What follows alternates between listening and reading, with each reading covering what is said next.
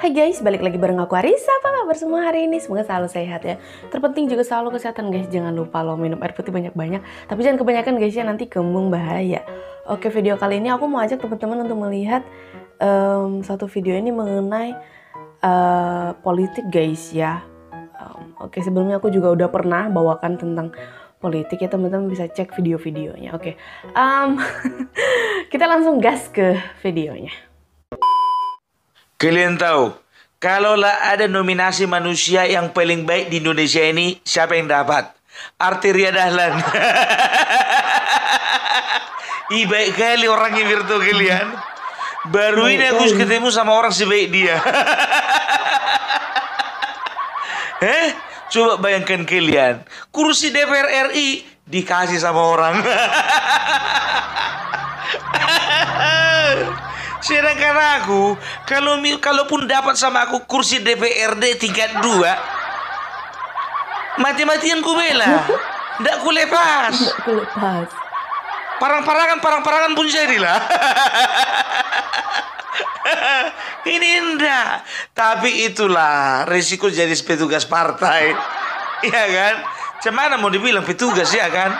Saya minta maaf, tapi kali ini saya terpaksa harus kembali mengkritik PDIP. Ini terkait dengan para caleg terpilih dari PDIP yang seharusnya jadi anggota parlemen karena memperoleh suara terbesar dalam pileg, tapi tiba-tiba saja diganti oleh para politisi pilihan pimpinan partai. Apa yang dilakukan PDIP sangat tidak pantas. Dua caleg PDIP dengan suara terbesar di daerah pemilihan Jawa Timur 6, Sri Rahayu dan Arteria Dahlan diganti oleh keponakan Megawati, Romi Soekarno. Caleg PDIP dengan suara terbesar di Banten 1, Tia Rahmania diberhentikan dari partai dan kemudian diganti oleh Boni Triana. Caleg PDIP dengan suara terbesar di Jawa Tengah 5, Rahmat Handoyo juga diberhentikan dari partai dan kemudian diganti Didik Haryadi. Ini jelas mengkhianati prinsip demokrasi. Seharusnya yang duduk di parlemen adalah mereka yang memperoleh suara tertinggi. Itulah yang menyebabkan para caleg bertarung mati-matian di lapangan. Kini setelah hasil akhir atau yang seharusnya menjadi hasil akhir tercapai, tiba-tiba saja partai membatalkan pilihan rakyat dengan pilihan para petinggi partai. Bawaslu sudah menolak keputusan PDIP dalam kasus Tia dan Rahmat. Tia sendiri sudah memperkarakan pemecatannya ke pengadilan. Akan halnya Sri Rahayu dan Arteria Dahlan, nampaknya mereka sudah dengan ikhlas menerima keputusan penggantian mereka. Ikhlas terpaksa. Bagaimanapun apa yang terjadi sama sekali tidak boleh dibiarkan. Apa yang diberitakan media sudah cukup untuk menjelaskan pengkhianatan yang saya maksud. Saya mulai saja dengan kasus Jawa Timur 6 ya. Sri Rahayu dan Arteria Dahlan sama-sama mengundurkan diri. Pertanyaannya, bolehkah mereka melakukannya? Soal ini ada diatur dalam Undang-Undang Nomor 7 Tahun 2017 tentang Pemilu dan Peraturan KPU. Pertama, caleg terpilih boleh mundur bila dia terpilih untuk menduduki posisi eksekutif, misalnya jadi menteri. Kedua, kalau dia mundur atas permintaan sendiri, jadi dia mundur secara sukarela karena berbagai alasan seperti alasan pribadi, kesehatan, atau keputusan lain yang tidak terkait dengan partai. Ketiga, kalau dia terlibat dalam kasus hukum dan ada putusan pengadilan yang inkrah atau berkekuatan hukum tetap, misalnya mencuri. Keempat, kalau dia meninggal. Jadi sebenarnya ada sejumlah hal yang bisa menyebabkan seorang caleg diganti dengan caleg dengan urutan suara terbesar berikutnya. Tapi bila kondisi-kondisi tersebut tak terpenuhi, penggantian caleg terpilih tak bisa begitu saja dilakukan. Kalau setiap saat seorang caleg yang sudah menang kompetisi bisa mundur begitu saja untuk diganti caleg yang suaranya jauh di bawah, betapa bahayanya nasib demokrasi kita. Kalau itu bisa dilakukan, apa gunanya Indonesia punya pemilu yang memakan dana triliunan rupiah? Kasus Tia Rahmania tadi bisa dijadikan contoh. Dia menolak menyerahkan kursinya kepada Boni karena dia menganggap tidak ada alasan bagi partai untuk meminta dia diganti. Dia tidak masuk eksekutif, dia tidak berhalangan permanen, dia tidak sakit, dia tidak melakukan pelanggaran hukum, dan dia tidak meninggal.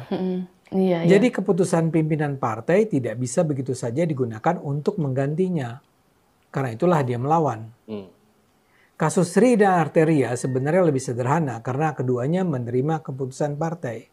Keduanya memutuskan mengundurkan diri dari kursi DPR yang sudah mereka peroleh. Dengan mundurnya Sri dan Arteria, yang mengisi kursi tersebut adalah Romi Soekarno, cucu mantan Presiden Soekarno. Romi adalah putra Rahmawati Soekarno Putri, adik kandung Megawati, sang ketua umum PDIP. Jadi Romi adalah keponakan dari Megawati. Tapi yakin aku jujur aja aku bilang sama kalian, untuk kali ini kebaikannya Arteria Dahlan itu terpaksa. Karena apa? Nggak mungkin dia melawan matahari.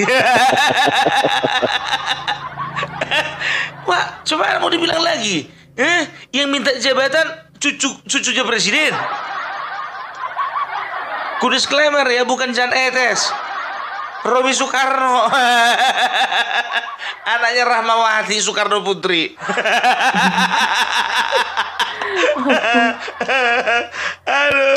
Aduh. Ini KPU ini, ku tanya sama kau ya, Ketua KPU, ku tanya dulu sama kau. Seriusnya kau itu bikin surat? Seriusnya itu bikin surat. Sudah kau bikin surat penetapan? Bayar berapa? Maksudnya apa namanya, administrasi, fotokopi apa segala macam. Ya, itu dia. Jadi tahu enggak kalian ya, sebetulnya kan orang ini ya, tadinya kan perolehan suara terbesar kalau untuk di Dapil Jawa Timur itu ya, untuk kalau tidak salah itu dapat jatuh 2 kursi ya, untuk DPR RI Dapil Jawa Timur itu calegnya itu dapat dua kursi ya, dapat jatah 2. Yang pertama itu kalau nggak salah itu laki-laki, lupa aku namanya siapa, itu 165.000 ya. Baru nomor 2 itu Ibu Yayu ya, Sri Rahayu, dia 120.000 ya. Setelah itu Arteria Dahlan, pokoknya dia nomor 2. Setelah itu nomor 3 itu si Romi Soekarno gitu. Jadi dapat 2 jatah kursi, hanya yang tadi yang pertama, baru yang kedua Ibu Yayu. Arteria Dahlan dan juga Romi itu nggak masuk ya. Tapi entah kenapa Ibu Yayu ini mengundurkan diri ya kan. Sekarang begini, logika terbodoh. Ini kita bikin kali-kali paling bodoh lah dulu. Kampanye sekian bulan, bahkan lebih setahun.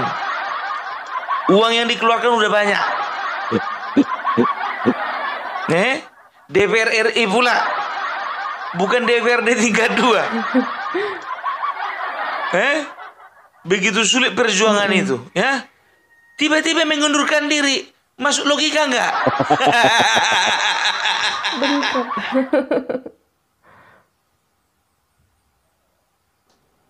Kalau kita merujuk pada berbagai pemberitaan media, Romi punya masa lalu yang menarik.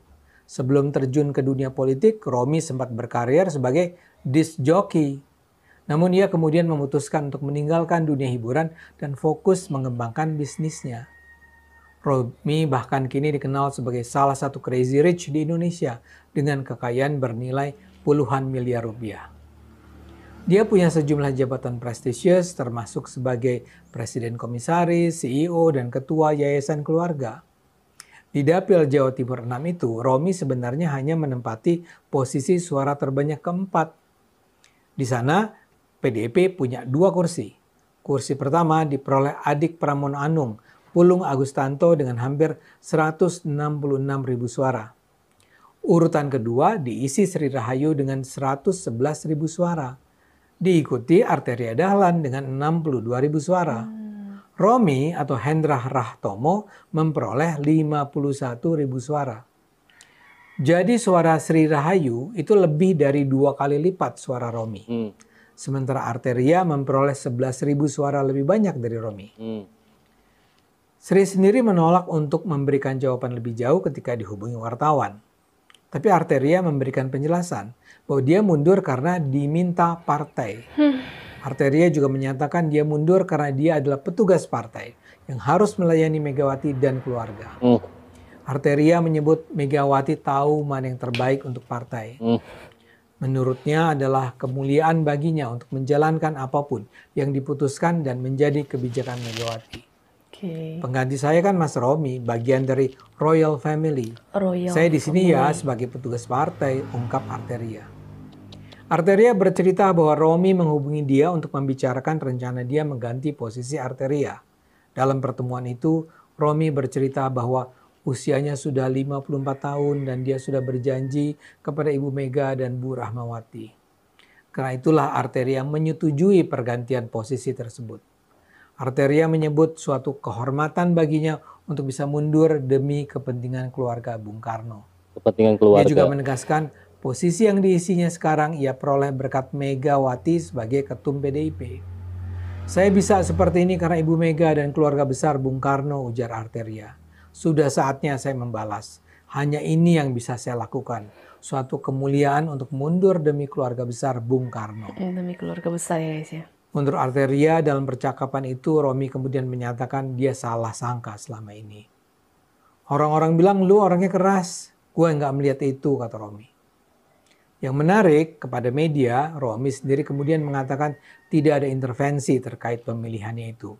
Romi mengatakan itu adalah keputusan DPP.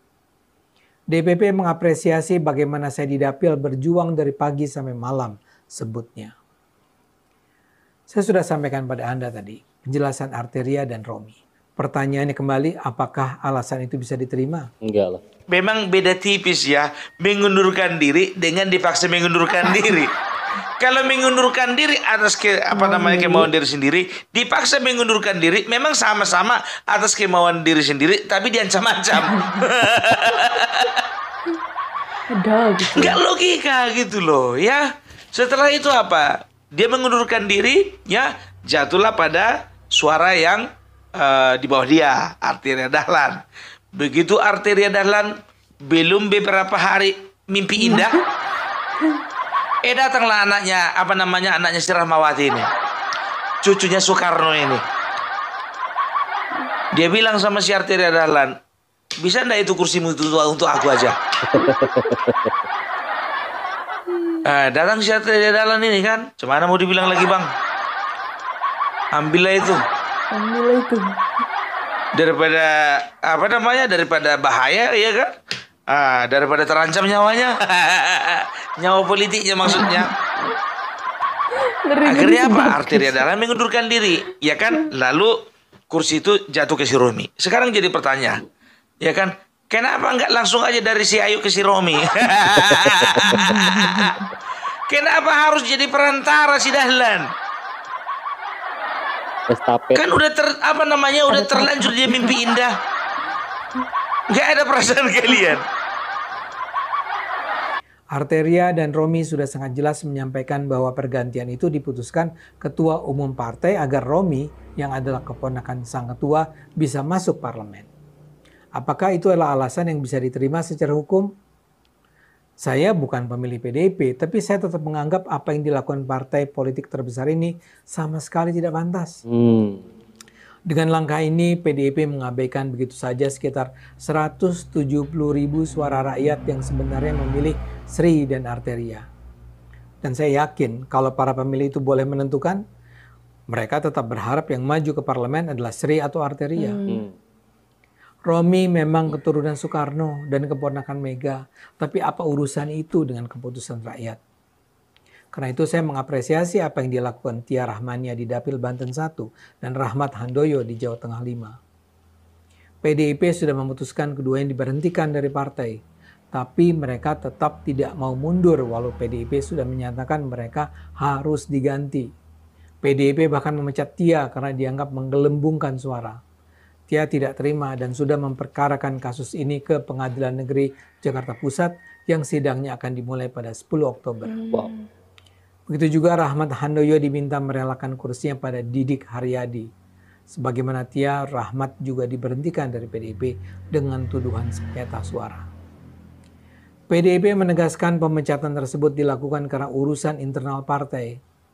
Tapi saya tidak membaca komentar Rahmat tentang keputusan partai itu.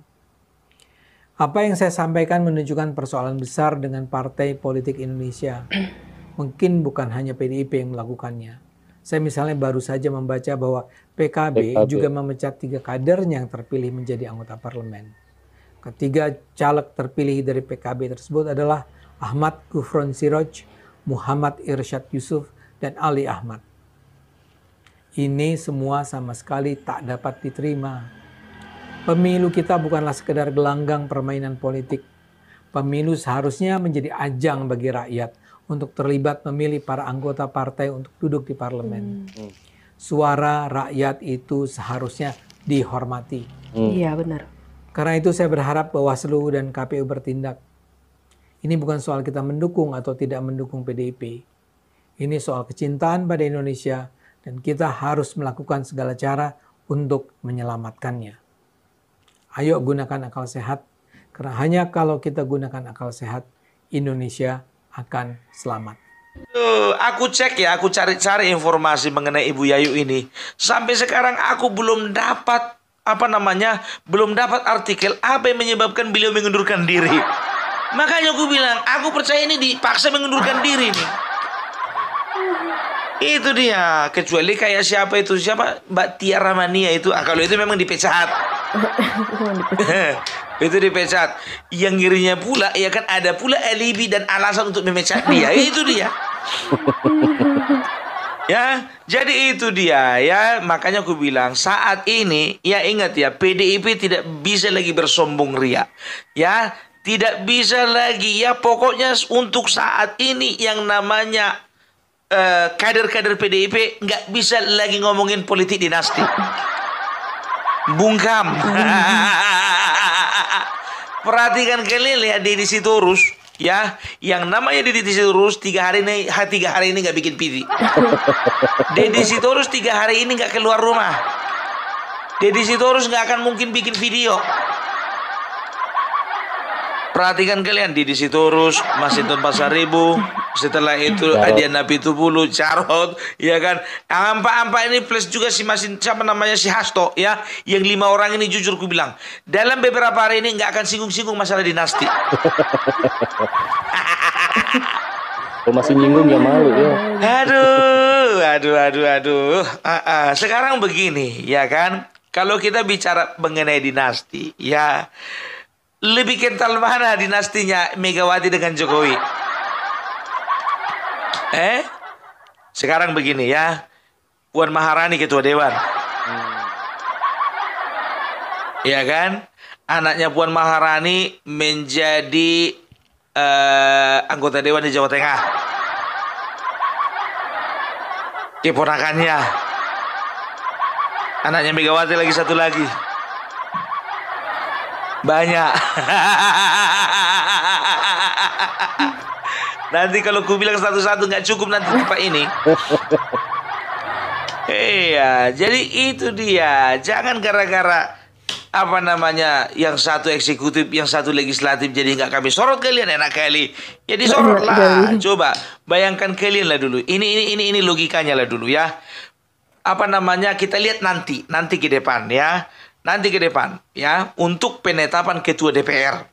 Ketua DPR menurut Undang-Undang MD3 ya, bahwasanya yang menjadi ketua DPR itu adalah ya partai dengan perolehan suara terbanyak ya, pemenang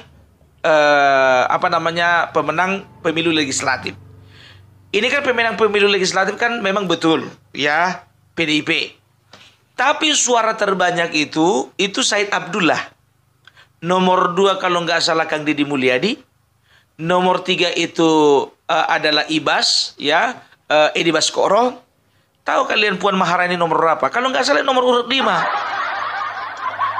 Entah 5 entah 6. Tapi perhatikan kalian nanti. Kalau sempat ketua DPR RI tahun 2024-2029, kalau tidak ada perubahan Undang-Undang MD3, kalau memang masih juga Puan Maharani bukan Said Abdullah, itu artinya praktek politik dinasti masih berlaku di PDIP.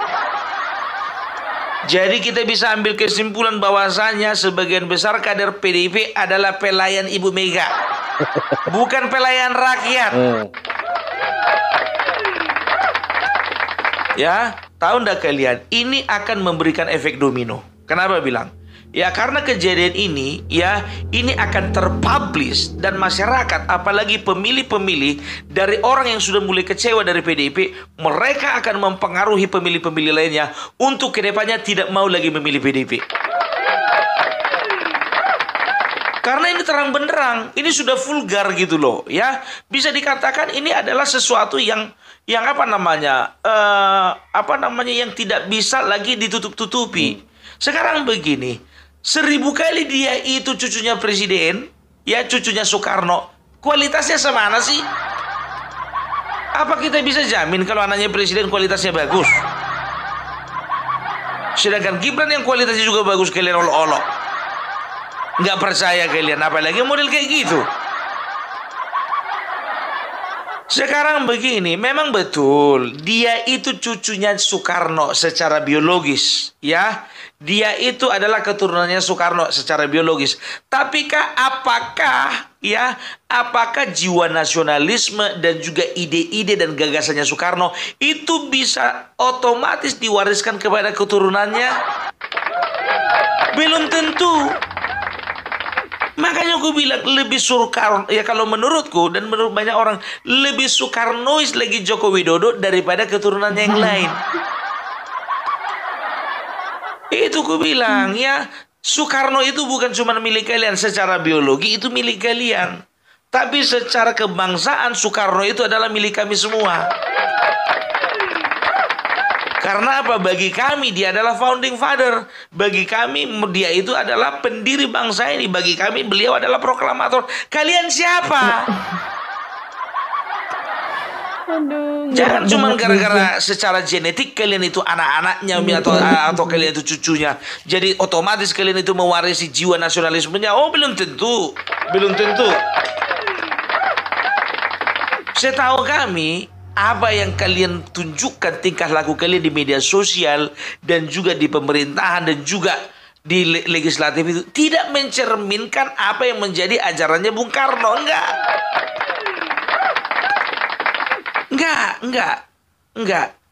Ya, jiwa Bung Karno enggak seperti itu.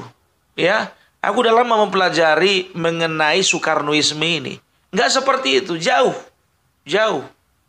Gitu loh, ya. Jadi kalau misalnya kalian ya, demokrasi itu kan berbicara apa? Demokrasi itu tidak bisa dipisahkan dengan yang namanya rakyat. Demokrasi adalah rakyat, rakyat adalah demokrasi.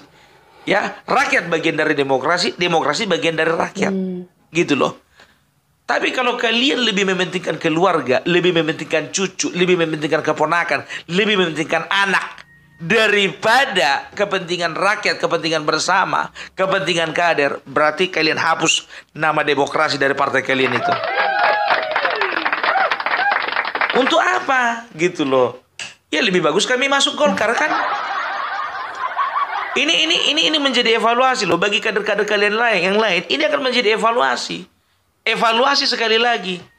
Mau sampai kapan kita dibeginikan? Hati-hati, ya. Gue bilang sama kalian, arteri andalan sama kayak Marwar Sirait kemarin. Ia ditantankan selama sekian tahun berada di dalam. Akhirnya nggak tahan juga keluar. Kita sudah mendengar gitu ya guys ya videonya dan pendapat dari Opung Parbelak ya.